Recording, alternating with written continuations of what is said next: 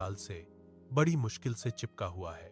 उनकी आंखें तीक्ष्ण और हताश, किसी भी प्रकार के भोजन की तलाश में सूखी परिदृश्य को स्कैन कर रही हैं।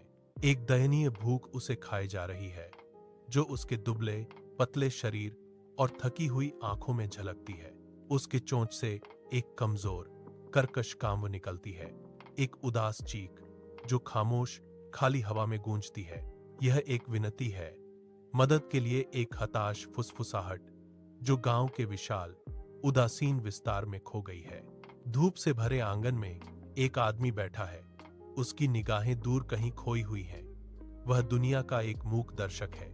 एक कौवा शालीनता से उतरता है, पास की एक शाखा पर बैठ जाता है, उसकी कोमल काम खामोशी को तोड़ देती है।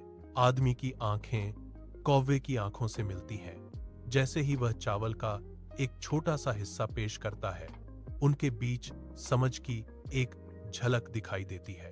कौवा कृतज्ञता पूर्वक प्रसाद स्वीकार करता है, उसकी आंखों में विश्वास और स्पष्ट कृतज्ञता का गहरा भाव झलकता है।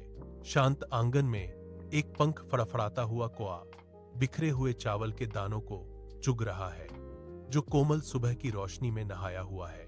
एक संतुष्ट कांव के साथ कौवा उड़ान भरता है, साफ नीले आसमान में उड़ता हुआ एक शांत संतोष की भावना छोड़ जाता है। व्यक्ति मुस्कुराता है, उसके चेहरे पर शांति की गहरी भावना उसके चेहरे को रोशन करने वाली गर्म धूप से निकलती है। उनकी आवाज उदार भावना से भरी हुई फुसफुसाती है। दुनिया तब खूबसूरत हो जाती है जब हर कोई एक दूसरे की मदद करता है।